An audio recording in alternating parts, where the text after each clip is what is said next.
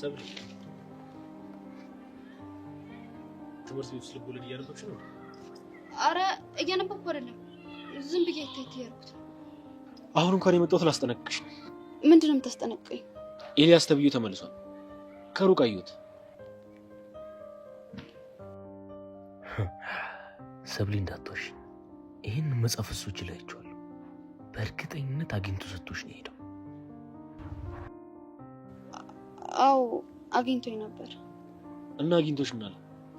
ያው ባህሪውን ታውቀው የለ ልጁ ደረቅ ነገር ነው። ለምንድን ነው ግን ይሄ ልጅ አርፎ የማይቀመጠው? የሆነ ንክ ነገር ሳይሆን አይቀርም። በጣም ጤነኛ ደግሞም አውቆ ነው እንደዚህ የሚያደርገው። መጽሐፉን ስጪ። ለምን? አፍንጫው ላይ ለወሩለት። መጽሐፉን ስጪ። ጆኒ ጆኒ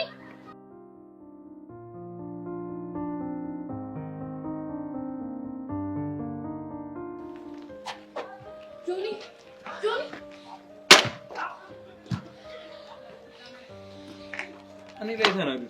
መጽሐፉ ግን ምን አድርጉ ነው እንዴ ተንገላታ? አንተ ሰውዬ ቆይ ለምንድን ነው የማትተው? ከህይወታችን ውጣ ብዬ ስንቴ ነው የነገርኩህ? እኔ እኮ የማናችሁ ህይወት ውስጥ አልገባም። ጆኒ እባክህን ተረጋጋ። ለኔ ስትል ንዴትን ቀንስ። እንዴት አድርጌ ነው ንዴት የምቀንሰው? ይሄ ሰውዬ እኮ ሊያሳብደኝ ነው። ለምን ግን እንደዚህ እየመጣ በየጊዜው ከምዝት ንዴትም እንዲወጣለ እንፋለ። ከዛ በኋላ ያሸነፈ ሰብሊን ወስዳታል ማለት ነው። ኤልያስ ስትል ሸቀጥ መስላለሁ ነው ተደራረም የምታስቀረኝ። እኔን በፍቅር ረቶ ስሜቴን ያሸነፈው ጆኒ ብቻ ነው። ገባ? ይሄ መች ይገባዋል? ደነዝ እኮ ነው። አጭውብኝ። ለማንኛውም ይሰብራ ከአሁን በኋላ አጠገቤ እንዳደርሽሽ ሰላም